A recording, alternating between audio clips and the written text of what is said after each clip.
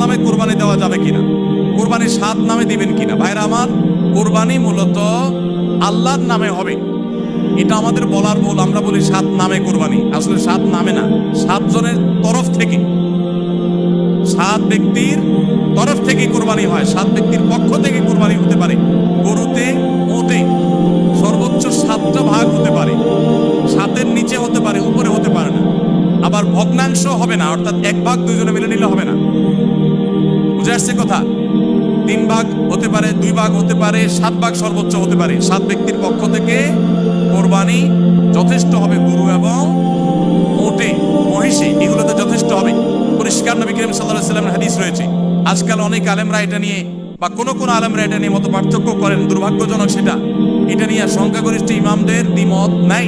আরব আজম কোন দেশে সংখ্যাগরিষ্ঠ আলেমদের কোনো দ্বিমত নাই যে গরু, ওট এগুলো 7 ব্যক্তির তরফ থেকে যথেষ্ট হবে।